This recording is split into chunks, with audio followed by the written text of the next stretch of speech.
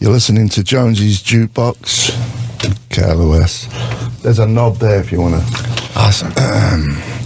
That was Foxygen on Lancashire, name of that track. Beautiful. And we had Mott the Hoople, All the Young Dudes. And in the studio is HANSON. Hello, thanks for having us. Yeah. How are you? Really good. Yeah. We've had a busy year, but other than that, you know, it's a good year. Busy's good, but yeah. And you're all the same three brothers, right? Yeah, we are. None have been replaced in the meantime. Though we do have some side, because robot limbs. But it was a while ago, so I wasn't sure if some people change more than others facially. Yeah. I just wanted to check. Well, there's been some surgeries. No Same surgeries. brothers. Same. So this year we started in May, sort of touring around, celebrating officially 25 years of being a band. So it goes back to before anybody knew us around the world. Anybody in California, but Oklahoma 25 years ago in May. We played our first show, and then 20 years ago was the first major release record. Yeah. First time we were really introduced to people beyond Oklahoma. Yeah. Do you still have a dedicated fans, birds who were teenagers? Then they still follow you now. Yeah, absolutely. Oh, yeah, sure, absolutely. Well, Yeah. And then a fair bit of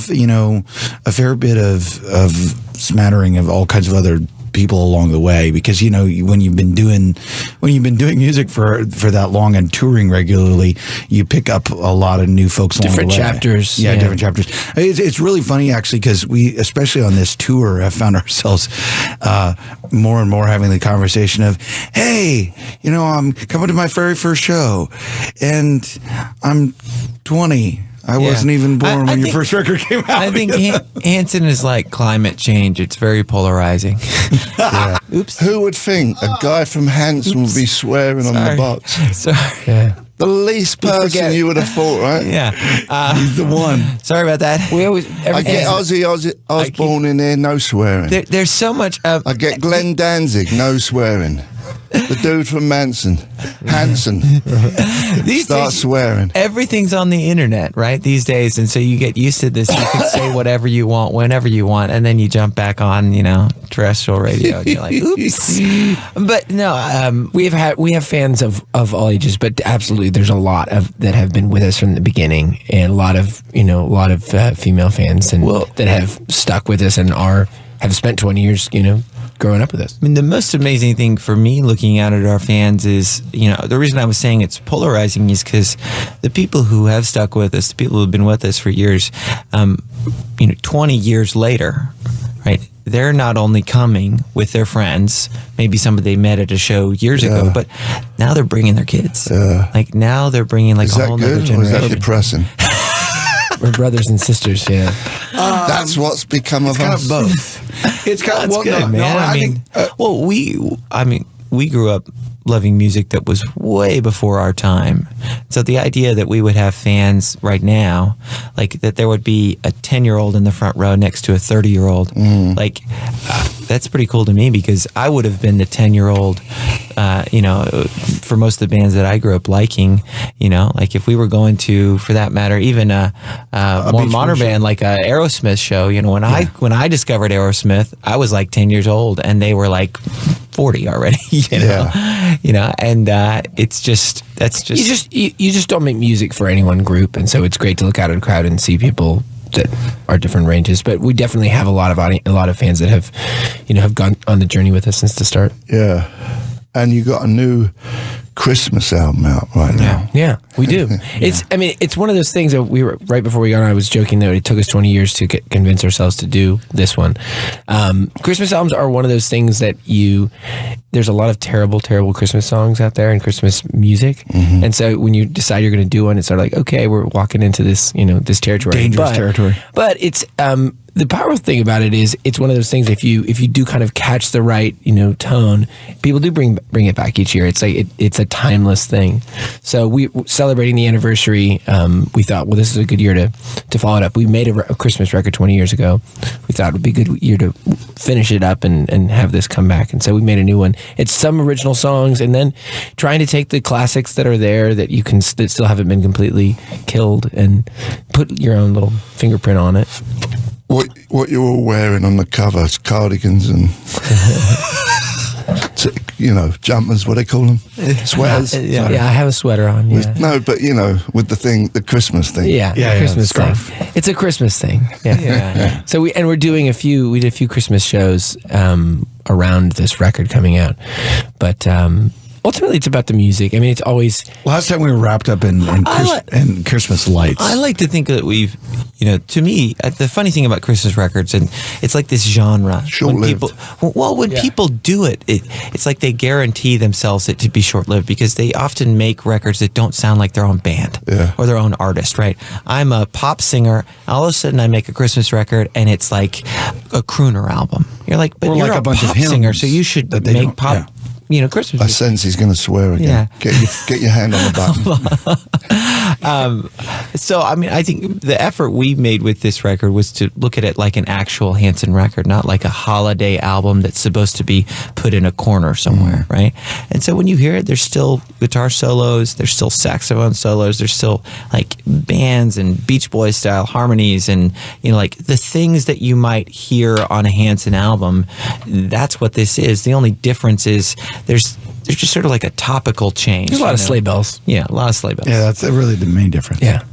So it's a regular song with sleigh bells on it. Right, exactly. That's it. That's a Christmas album. Good enough to play in July. Yeah, That's it's- what it said. Oh, there's the cover. I'm looking at the cover now. It's like what somebody said. If you want to be a country artist these days, all you do is just add a dobro. Just do whatever you're going to do normally. Oh, you got a long scarf on. Yeah. That's it. It's a very, very That's long it, scarf. That's kind of just put a scarf on. Yeah. Christmas. Yeah. We were actually trying to go. We were originally thinking of more of a Beatles scarf. It's a little ode. It's a little ode to the Beatles. Tip of the hat to the help art. Okay. So nobody's ever done that. You should have called yourself Marilyn Hanson Christmas album. Yeah. Yeah, exactly. You haven't heard that before, right? Never. Marilyn Hanson. No, never. Marilyn Manson and Hanson Yeah, together. Marilyn. I think that's what it's If you could sort of somehow tweak in that you're referencing Mary Hanson, like Merry Christmas, but Maryland. There you go, Marilyn Manson. So you're going deep Yeah. now. No, deep That's dive. getting- yeah, deep too dive. Ultimately, I mean, the thing of, again, the funny thing about Christmas albums is you have to, like every album you make, you just have to make an album you'd be proud of, and that's the theme. The Do you, theme's do you think Christmas, people make Christmas albums who don't like Christmas? Absolutely. Yes. They just Yeah. do it because, They absolutely. And I feel like you can tell. Yeah. yeah. Yeah. Oh, I mean, absolutely. There's, Do you guys like Christmas? yeah. Absolutely. Absolutely. Yeah. We have I a big family too, like a bunch of brothers and sisters and stuff. And so there was to some degree or another, I think that adds to it because when you've got the kind of inevitable like excitement and or chaos that goes along with a big family, you kind of have these like funny memories of, oh, do you remember that time when this and that? And so, Well, I mean, I think it's a little bit. It's it's like good food or anything that's based on your own traditions. I mean, for Christmas means a lot of different things to different people, but I mean the positives of it's usually the time of year where things slow down. You have kind of getting together with family, you have overeating, A great excuse to buy yourself something you don't deserve. So there's a lot of I like that. qualities. Buy yourself something. I like that. yeah, exactly. Buying stuff for other people is a nightmare. It's the worst. Well, I'm horrible. I mean, I am the worst person to buy gifts for. Why is that? Because most Because of you the don't time, appreciate them. No, most of the time I don't even know what I want most of the time. So like my wife will look at me and be like, "Is there anything that you can think of like for your birthday or like for Christmas?" I'm like, "I don't know." I mean, I can think of stuff, but I can't say it on the radio. Well, then you guys are a perfect match. You guys need to be friends. So he won't want to get you a gift, and you won't know what to ask for anyway. I'm up for making that arrangement beforehand. You don't get me nothing, I don't get you nothing. We're good. We're good like that. Yeah, exactly. Because I know some friends, they wait and see what I get them before they come back to me. They do. So they sort of match your. Well, they don't want to give me something that's really good, and I give them something that's crap. Then they get a resentment. So if you give them crap, then Yeah, right. do they resent you for that? Or I don't do a lot of presents. A few people, and I'm better. I used to be really like selfish and not care about presents. I just, whatever, pair of socks here or some CDs that no one's going to play. and vice versa. They That's what got you got. hip to that. So I've in my old age, I've been more generous and, you know, caring of other people as opposed to just getting them something, just so I've done something, you know. Yeah, yeah. But, but it's kind of turned around now. I get them really good presents, and they get me something. I'm like, oh, thanks. You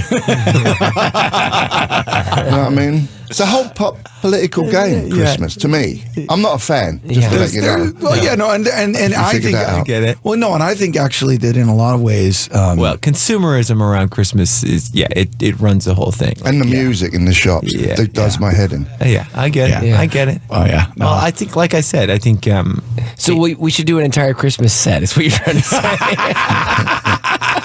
Well, I'm curious to hear your versions of Christmas songs. yeah, Are they going to be, you know, they're on pretty my, rock and roll. on as my a whole. last day before we have my Christmas holiday. I'm going to just play all Christmas songs, and there's some good ones. Yeah, There's some there are. really good. Well, I mean, like versions. you've got Blue Christmas. On their new record, we have that's one. I'll have a blue Christmas without you. But what I like about our version of Blue Christmas is it sort of starts out the way you'd expect. You know, it's kind of, but by the end of the song, like the full band is rocking. Yeah. You know, like it's not like sappy and Yeah. there's Well, our version of one, Blue 4, Christmas 5, sounds like, and this was literally the idea was, it sounds like the singer / keyboard player walked into the room, sat down at the Rhodes, and started playing and singing the song. And then the guitar player's like, "Oh yeah, here's a riff, boom, dum," and then the drums are like, "Got go, go, go."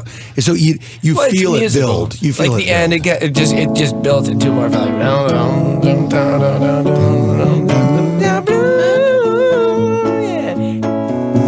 Yeah. It turns it into an actual. Yeah. a little bit of the blues in there. too. Why'd you stop? we could try playing it. I was just thinking of examples because. Go on, just do it. Yeah. Okay. Blue Christmas. So this Hanson, Yeah. Jonesy's Jukebox, KLOS. Merry Christmas songs. All right, here it is. Thanks for doing Blue Christmas. yeah. Okay. I'll have a blue Christmas without you. I'll be so blue just thinking about you. Decorations of red on your green Christmas tree. They won't be the same, dear, if you're not here with me. And when those blue snowflakes stop falling, I feel those blue memories start calling. You'll be doing alright with your Christmas white, and I'll have a blue Christmas. Yeah, now you know, blue baby.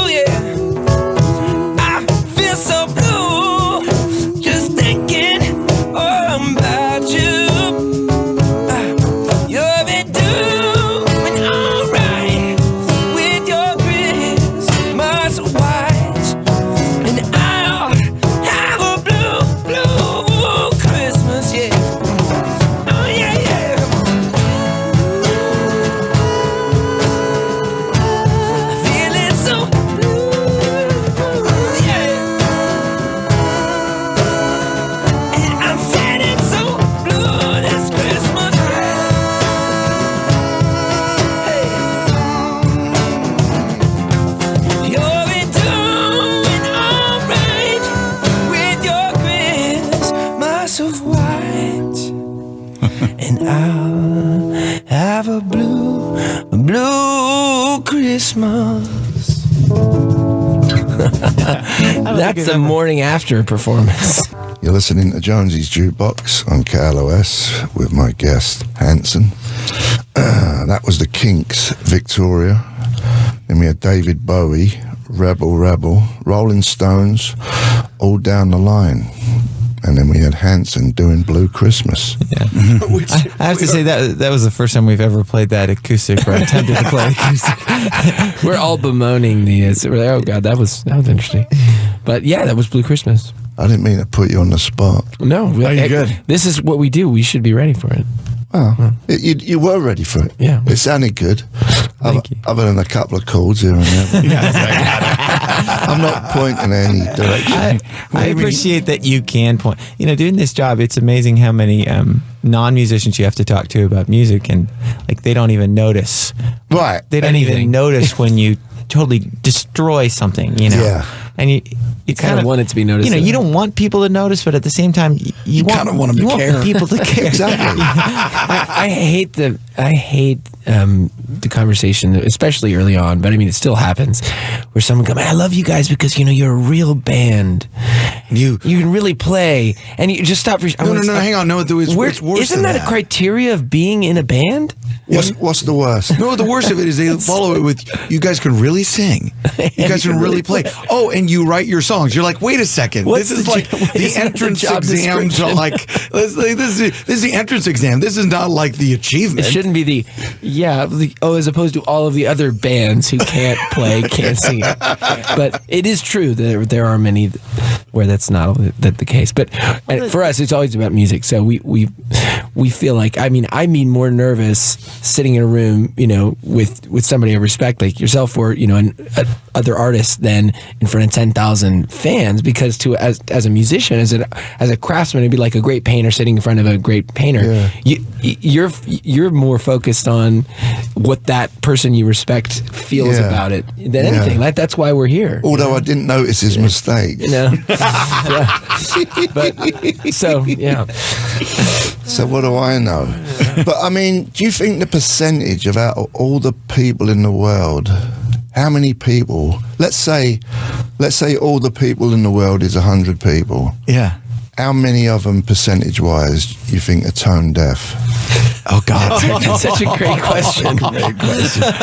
I'm gonna go. I'm just gonna say I wish it was a lower number than it really is. I think it's probably in the 30% range. You think it's only 30%? Well, see, this is an interesting question though, because I think there are a lot of people can inherently sing. feel the desire to sing along. Sure, but you see it all the time. They're in their car, they're screaming along, completely nowhere near what the vocal is doing on the record. But the desire to sing is there. So I guess how many people just can't actually match a pitch?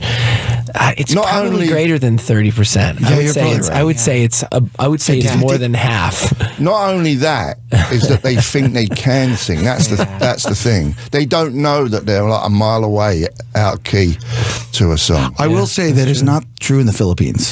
The Philippines has an incredible. It has an incredible good concentration of singers there. I don't know. They why have that is. the best pitch I have ever heard. Yeah, you've never heard an audience sing more in tune. Maybe it's because of that president. He beats them. He's pretty tough. He's a dodgy character, that guy, right? Yeah. I don't know. You can't beat somebody into having good pitch. That's true. A little flat, a little Tell that to Joe Jackson. the morale will, gosh. The beatings will stop when the morale improves. I will say, we've been doing it since we were little kids. I was 6 when we started singing together, and you sometimes take for granted the fact that we were born into a family of people who were pretty creative and pretty musical, and it came naturally. We've done, and that's just not actually normal to feel very like creatively comfortable. It is For most people, whether you come at it naturally or whether you somehow acquire it through school or But the work ethic, the difference is, and we joke about this because since we started off, people know us for having long hair, and so there's always, hey, you guys have things like you have great hair, things that you can't actually take any responsibility for. Thanks, genes, but but the thing you can do is work at becoming a craftsman, right? And so that's the part you do kind of decide, okay, I made a decision to do this and to try and build this. And there's a lot of incredibly talented people some of the most talented people that didn't decide, to go after it. Yeah, absolutely. Do you think someone who is tone deaf can be taught?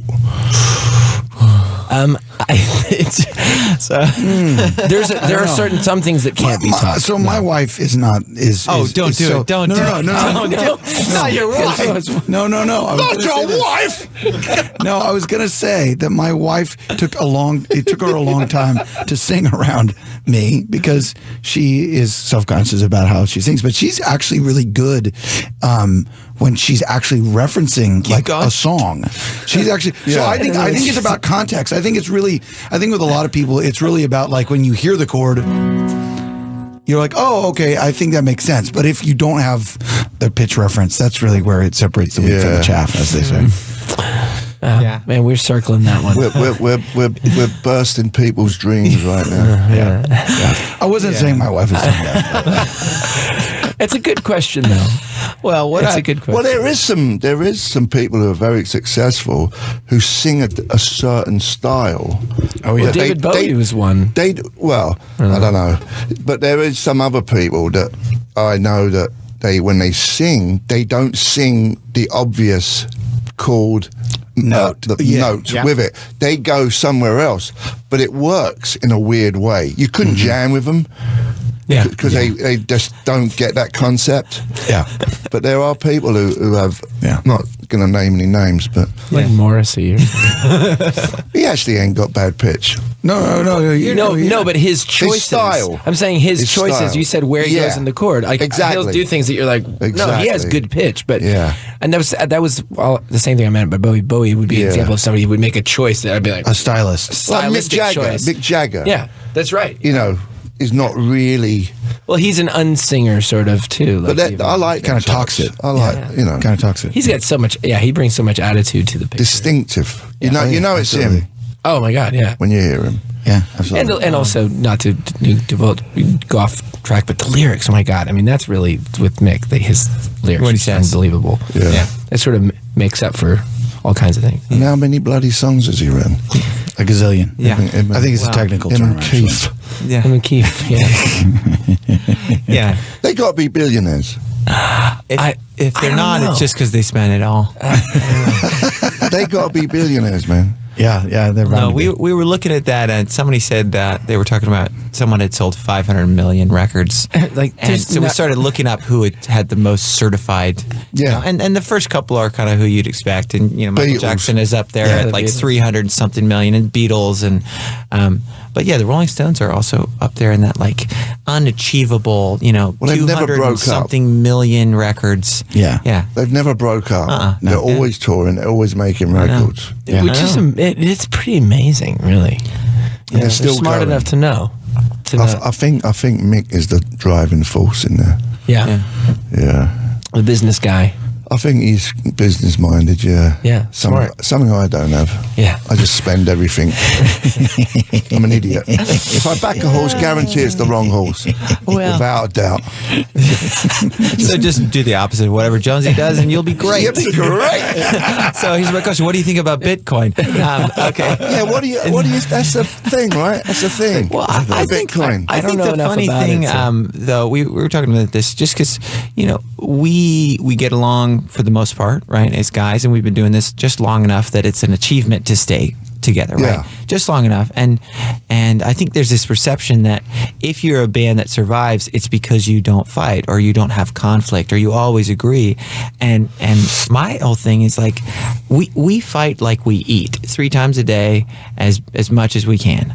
You know, I mean, it's not, fighting is not, you know, getting along in the traditional sense, I don't think is what defines a working, like, successful relationship. Holding on to resentments is the problem. If you just have it all out when it happens, if you get it all out when it happens, then you move on. Yeah. When you start festering, that's the problem. Yeah. Anyway, I was talking about Bitcoins. What are you talking about? Yeah, exactly. Well, it was because we were arguing about Bitcoin. Well, Isaac was telling me to buy Bitcoin, and I was saying it's probably a good idea, but it's also based on nothing. I mean, it's escalated to and it such can a just degree. disappear. Yeah, it's your like, money could just disappear. Well, that's why you don't. That's why you don't put everything you own into Bitcoin. Here's what I think. Just though. watch The Big Short before buying any more Bitcoin. Well, I think Bitcoin is probably like one of those emails you get from a prince in Uganda. Like, Right. it just seems like such a good idea. Right. But one day we're all going to find out, like, it doesn't exist. Well, that has Like, happened. That has happened to a lot of people. Yeah. Where it's just, money gone. Yeah. Oh yeah. No one to call. There's nowhere to call. You know, it's not good. Like I said, that's why you don't put everything in Bitcoin. Right. Just some of it. It's like an insurance policy. You're going to do another song? Sure. Yeah, you want to do like a... We were thinking... We put out we're gonna a play greatest hits this year. One of the things we did, just because after 25 years, we figured there should probably be a distinctive collection of Hanson songs. So this is one of the songs off that. Think about something? This one will be good in this little acoustical setting. We're here with HANSON. You're listening to Jonesy's Jukebox on KLOS. It's called Think About Something. Takes us back to 2010. 1, 2. When I gave you love, you know it. So when did you outgrow it and decide that you would find another man? Yeah. Well, you've been out there shaking, tell the boys are chasing. When you get home, you think I'll be the bigger man. Yeah. 'Cause I've been thinking about something. I've been thinking about something other than you. Hey. Well, I know your reputation, 'cause you set my heart racing. You think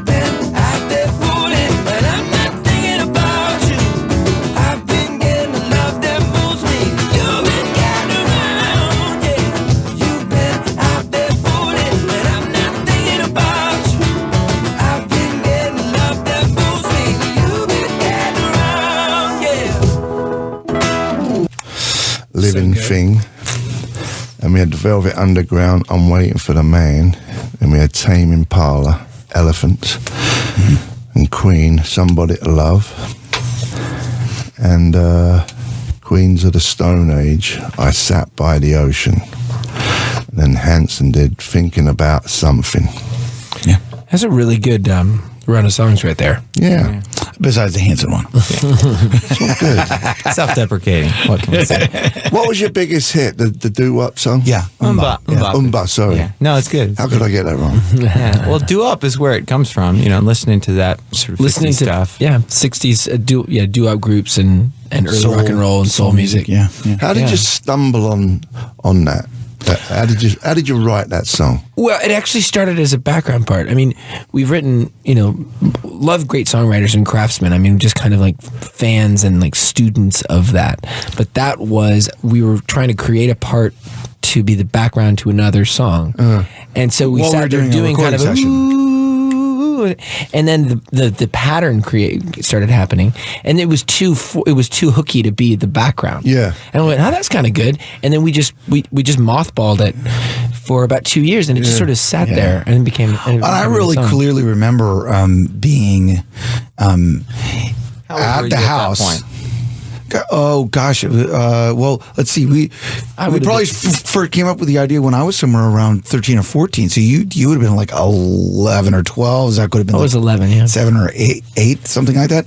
But I do really clearly remember after a couple of years of that idea kind of lingering around, we had talked about it one particular evening and sung it again and sang it again and again. Yeah, we should really do something with that. And then walking down the hallway, I feel like it was probably within that next week, and walking down the hallway, and Tay was sitting there very broodingly looking at the piano, and he was kind of going through something very methodically. He looked up at me, and I was like, "What are you doing?" He's like, he looked up at me and said, I think I got a cool idea for that background part song, and I think we could like make it into something." It was just really, and I really, it was basically the first verse and the first chorus. The thing that's so interesting about that song, I mean, of course, you're proud of everything you've done. You always want to go forward, but that song is interestingly about the strangeness of like the experiences we all had, how things come and go, and you really only get a few relationships that really count, and it's it's sort of a very melancholy song, at least lyrically, which is if you actually listen. So anyway, but it started with doo-wop, early rock and roll. Cool. Yeah. You're gonna play with us, right? Excuse me? Right? Aren't you? Yeah. You've got a guitar on. I got a dirty mind. Yeah. No, that makes me think of I have a 9-year-old, and my wife said to me, "Wow, it's reached the point where you've raised something that now you can play with yourself." And it's okay. That's the one who swore earlier. Yeah, it wasn't quite like that. She didn't quite say it like that, but that's how I heard it. You just go, "Check, please." I don't think that means what you think it means. Okay, so I'm going to play along here. We're going to do a classic. Yeah. Sam and Dave. Yeah, Sam and Dave, soul classic, See if you can pull which this one out. we just kind of pulled out here while we were talking. This is "Hold On, I'm Coming." Yeah. 2, 3, 4.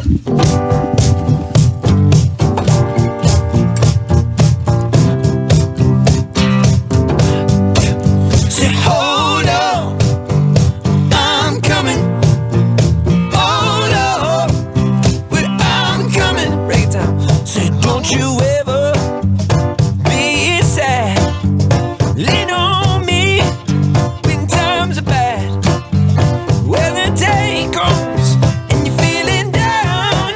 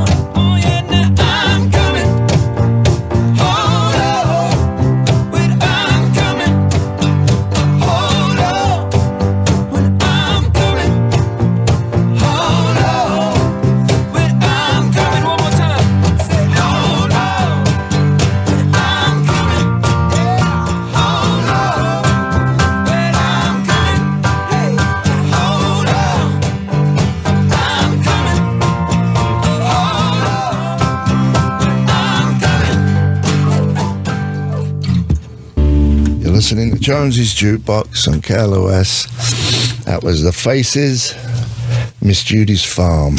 Beautiful, from the album Nods as Good as a Wink to a Blind Horse. Then we had Freddie King, Going Down. And there you go. And then we had a little Sam and Dave moment. Yeah, We did. With HANSON, who are going to England tomorrow. Yes. Manchester. You're playing in Manchester. Yep, we just have one show in the UK for this Yeah, this so final run. Yeah. we have this Christmas record out, and we were doing. We've traveled all over playing shows earlier in the year, but we wanted to do at least one show where the UK fans and the European fans could kind of get in on the act. And so we said, well, that's an easy place for everybody to get to. And We'd just been in London doing 2 nights at Shepherd's Bush, so we're like, well, let's get up. That's where I was born. In Shepherd's Bush. Oh, in Shepherd's Bush. Yeah. Hammersmith, just round the corner. Yeah, really? Yeah. Wow. I don't know what it was like when you were born, but it was pretty cool this time. It's definitely different. It feels like it's changed. It's changed a lot. It's not for me anymore, but it was good when I was young. Yeah. It's all right. I don't know. Do you get back to the UK much? No, not if I can help it. 2008 was the last time I was there. Wow, really? I can't stand jet lag. Well, Oh, yeah, the jet lag thing. Going that way is a nightmare. Oh, yeah, No, it's rough. It's rough. You're going to enjoy it. Don't worry. Yeah. Thanks. Yeah. It's part of the package, unfortunately. You know, Yeah. the only thing I like about long plane flights is I never, I like to go to movies, but I never seem to find the time to do it. Yeah. And when you're sitting on a plane and you just Right. like, I'm going to watch these 3 movies that I, Where you We'll sit? probably never watch. Yeah. Where are you going to sit on the plane? At the back, in the middle, or up the front? oh, It's kind of in the middle. Kind of in yeah, the middle. we're Yeah, not business. We're not too fancy in the middle. I can't go anywhere unless I'm next to the pilot. Yeah. I'm a snob. Hey, Just you can't know do what? it. God bless you. And then that'd be great. That'd be great. Yeah. Something to look forward to in your Yeah. old age. Exactly. Well, listen, thanks for coming by. Thank you. That was fun. You got an Christmas album coming out, Yeah. right? Last Finally, it's one Christmas. since 20 years ago. Yeah. And if people want to kind of dive in and catch up on HANSON, we actually put together a proper greatest hits record this year, which is called Middle of Everywhere. You get it, everywhere you get music. Yeah. Which kind of takes you through, Yeah. Well, good luck. Thank you very much. And have a safe flight to sunny old England.